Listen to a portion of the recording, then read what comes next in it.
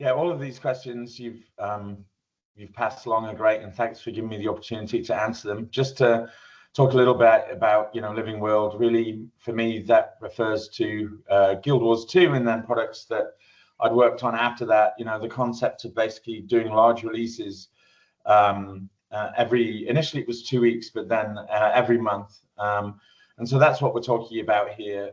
3 teams rotating over a period of 3 months to release large pieces of content, and then also working on an expansion or updated systems and functionality at the same time. So in the case of Guild Wars 2, and with any game, really the best advice or the biggest learning I've had there is, with Guild Wars 2 after launch, we completely refactored the pipelines, elements of the back end to support multiple branches, operations to support the rotating teams like I talked about. And then during that period, we also became more sophisticated in talking to the community. But one thing I'd recommend now is, have that infrastructure for the community straight away. The second thing with that is, as you're basically kind of like, and you pointed out in the question, as you're releasing, listen to community feedback, look at metrics, and listen to team experience in terms of the triumvirate of distilling the right information, and use that as a guide. Another learning was, we realized it's better to not actually release an update if you think it won't meet player expectations. And you do this in order to keep momentum and maintain and grow KPIs. We learned that if we released something that didn't meet market expectations, customer expectations, that our KPIs went down, we lost momentum, and it took 3 or 4 times the effort to get back to where we were. I think another big part of this is nurturing a no-fear team that really wants to delight and exceed player expectations and really have fun doing so. I think on all the projects I've been on that have really done well in live ops and games as a service, there's been these teams that really just want to push the boundaries and enjoy doing that so much. So that's a big part to nurture.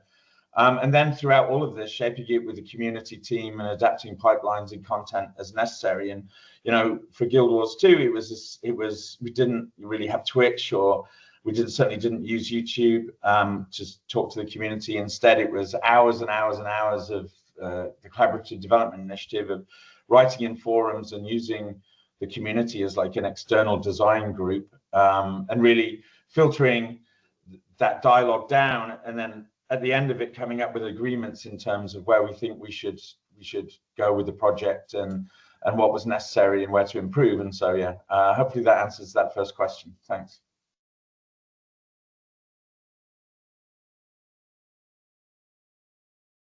Another good question. I think one of the key words in this question is where is it? Most effective. I think that there are a lot of companies that go into especially the larger ones, who go into the games as a service space that perhaps don't really understand the term service. I think it's more of a service to the company than it is to the actual community in terms of actioning that part of games as a service. And to be effective, you have to deliver, right? If you're like saying you're taking feedback and you're listening to the community and all this, and you're not actually communicating with them or showing that you're listening, and then there's no delivery upon what you've said that you're listening to, then you're ineffective, both from a trust point of view and harnessing the community to help make the game better for both parties, for the company and the community. So delivering on feedback that you work through with the community is essential. I think when there was a lot of discussion about community collaboration, early 2000s and beyond, a lot of people saw it as a form of marketing. And I think that the teams Warframe's an example, that really listened and took the time to listen, really benefited from actually engaging properly and effectively with the community. And then you could see those results in games that did it versus games that used it as a marketing angle. That's just an opinion. All of my answers are just an opinion. I think consistency in quality of execution and messaging of intent and direction. I think with Tarkov, one of the big issues was, it was a well-known game in 2017 around then. But, every time it went to market with an update, there would be tens of hot patches, there would be issues.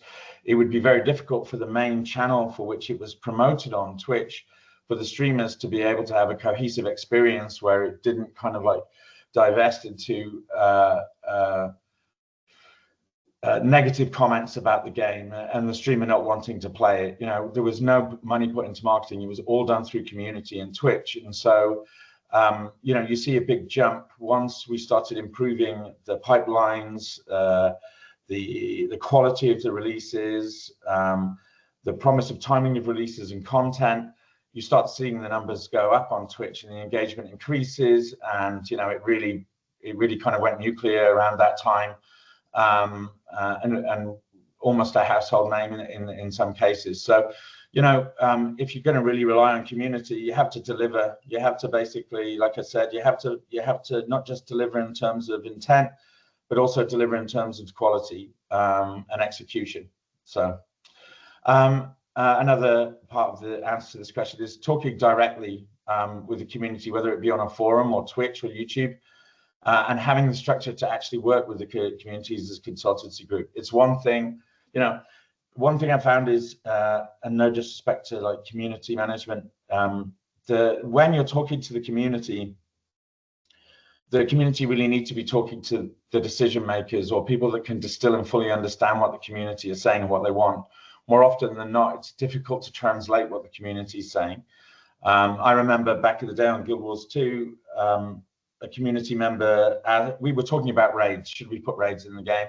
And the community, there was a post where someone said, can we have one-man raids? And we thought, wow, this is preposterous. What's the whole point of a raid is it's co-op working together against a powerful enemy, for example. Why would you want one person? So I PM'd the person and ended up calling them. They were in Germany, and it was a 2-hour call. And the conversation was, the reason that he had put that there was he wanted to make sure that he didn't miss out on the storyline. Guild Wars 2 was very horizontal in terms of progression, very narrative, journey-driven, experience-driven. And he was worried that if we're putting narrative in raiding, he won't be able to see the narrative. So we changed the way we did. We actually changed design. We had time to change the design of the narrative around raiding, and that made a huge difference. So that really speaks to actually working with the communities as a consultancy group and having the capability, whether it be to phone up, to connect the community to the right people, to be able to actually make a change, to be empowered to make the change and to understand what change to make. And then just going back to effectiveness, vectoring and verifying that with metrics and the team's experience that the community or some of the community points are well thought out, well made, understood, and executable, actionable.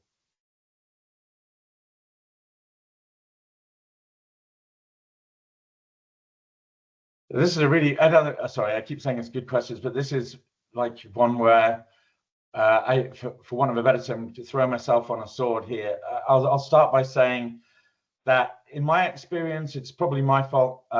Certainly could have done better when it came to publishing in different countries, and certainly something I focus on more now. I think for me and the teams that I've worked with, it has been a bit of a challenge in terms of the developer-publisher dynamic. I suppose I can go into elements of it with Guild Wars 2, but I think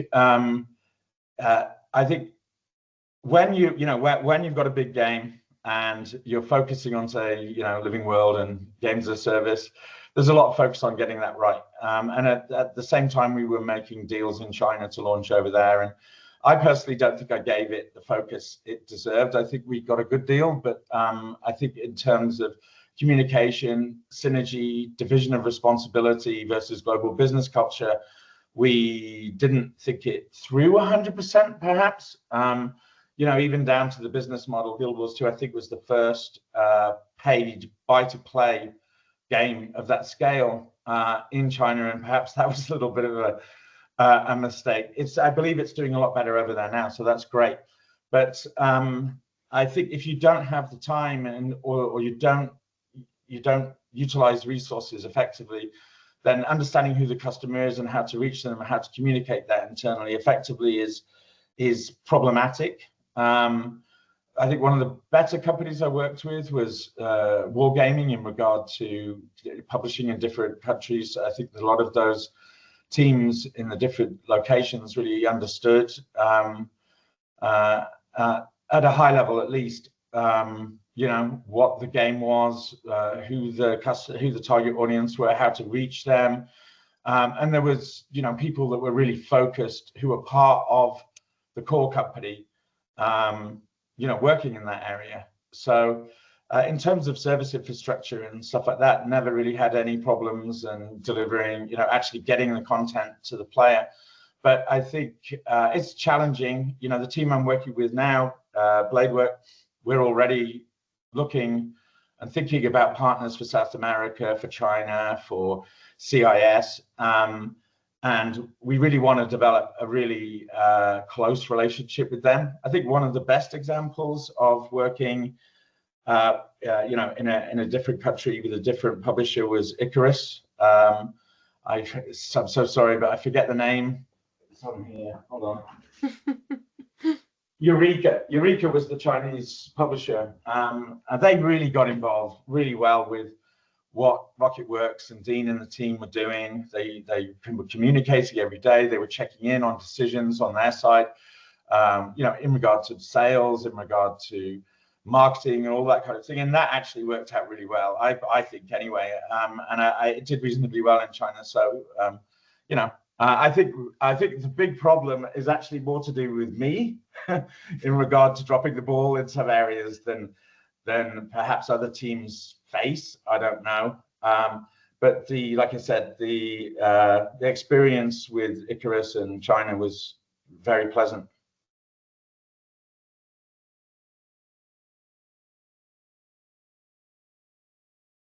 I'm going to probably talk less on this one because I'm just going to be a little bit more direct, and that's actually the answer to the question. I think, players, when you really are talking to communities, players see through corporate PR and where you're being censored and you can't say stuff. And I think that, again, allowing teams to speak freely to communities, albeit professionally and vice versa, is key.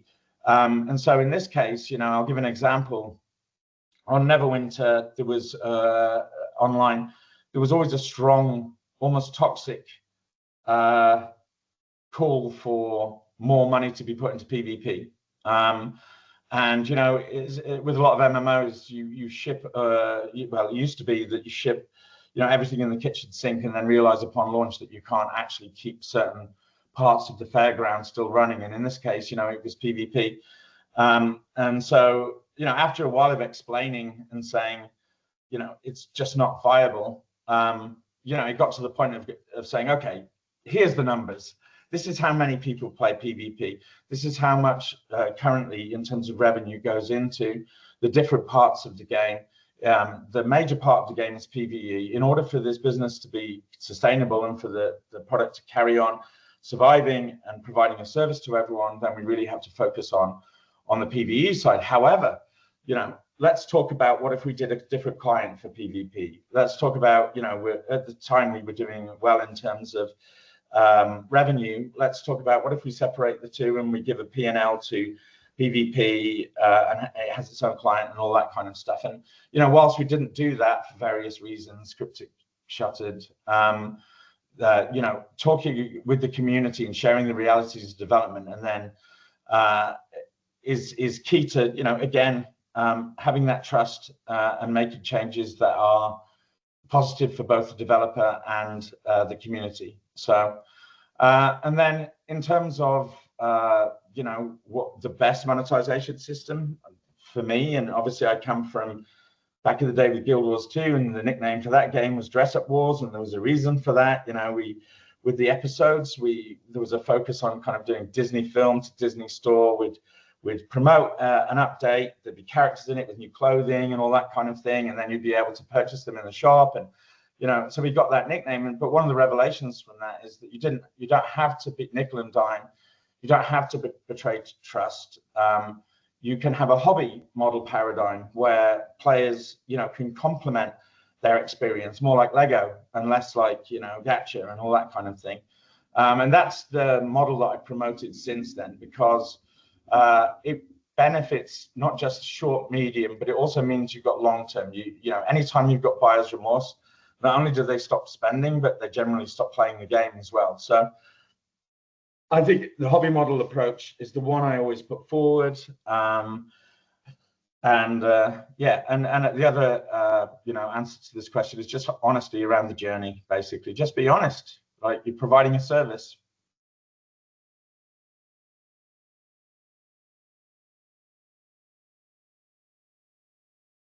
Perfect. And then question number 5 is, what lessons from your experience with games like World of Warships or Icarus have proven universally applicable to other live ops projects? And are there any surprises that were unique to specific games? Yeah, but the first example is definitely a surprise, because it took a lot of research. So when I was working at Wargaming, they asked me to work with the product team to look at warships, to look at how we could do better with it. With World of Tanks is a big funnel game. You've got hundreds of thousands of CCU.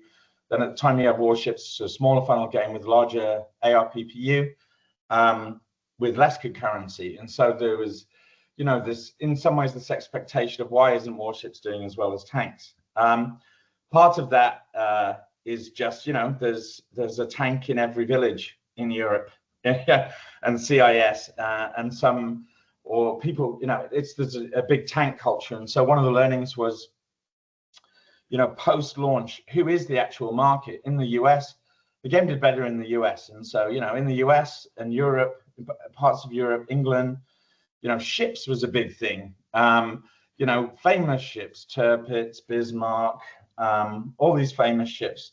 And so basically looking at, were we servicing and were we reaching the right kind of markets in those territories post-launch was interesting, because generally, people say, make sure you understand your target audience before you launch. I think there's I don't know, that's a completely different subject, but it's definitely an area where it could lead to taking you down the wrong path. In my opinion, it's best to get the game to market early, and you have a rough understanding of who your audience is, but then grow your audience, you know what I mean, and help them grow your audience, and then you really know who they are. So I digress, but with warships, it was, okay, well, are we marketing effectively to people that care about warships, to the countries that like them? Another interesting part that we found was after, I can't remember what level, tier 3 maybe, there were no more rewards given to PvE players. And so, for folks who liked PvE, and they did spend quite a bit of money on tier 10, tier 9, tier 8, where when the most popular part of the game, as I recall, was tier 5 in PvP, they were customers that at that point had kind of been put to one side. And so this notion of having, intersecting compulsion loops between PvE and PvP to pull people, not push, from PvP to PvE, and have these intersecting rewards, I think was a bit of a surprise. And that's something that we worked on, and we ended up with our operations and all of that kind of thing. And I love working with that team. And so those were some interesting, surprising things. The next example is a little bit less surprising. So working with Icarus was awesome. We due to business considerations, we had a finite amount of time to get the game out. And we had over 1 million in wish lists, and the marketing for that game had been really, really, really well done. It had sold this, first of all, really good survival toolkit, plus you're a terraformer going on these mystery planets, and you're going to discover the mystery, and it really sold that really well. Less of a surprise, we kind of knew that we would be able to deliver on the first half of, this is a really good world, it's really well built, the survival and building mechanics are there, but the side of the mystery and the science fiction and the terraforming, would have to come at a later date during live ops. And if you look at the game's good and it's doing good now, but it could have done a lot better. And so the lesson there was, outside of the business constraints, if you've done a really good high momentum lead up to market, if people are really interested and you've got the wish list there, make sure you deliver on what you've sold to them, what you've said, what the promise of the game is going to be.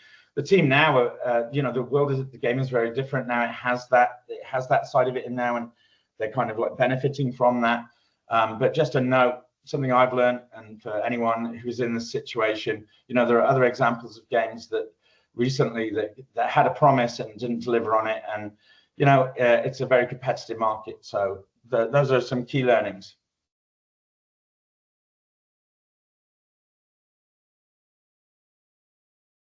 Well, first of all, I'm nervous. I have done public speaking before, but generally forced to do it, GDC in China and stuff, and VFS. So I'm a little bit nervous. I tend to be more behind the scenes, but honestly, the lineup of the topics and speakers just looks extremely valuable and exciting for someone that's lived in this space for well over a decade. Like, I am so excited. Just with the topics and to hear what different people say, and there's quite a lot of assumptions going around about live ops at the moment, and I hope some of those assumptions are rectified. I'm looking forward to hearing people talk about live ops and the weirdness of the conversation currently around live ops and single player games. Some kind of I'm looking forward to that. It's hard to pick any favorites. I'm certainly looking forward to the panels. There's just so many good topics that are so cool. It's just right up my street. And then also, meeting old friends. Like I said, there's been COVID. I'm quite a behind the scenes person. There's a lot of people there I know.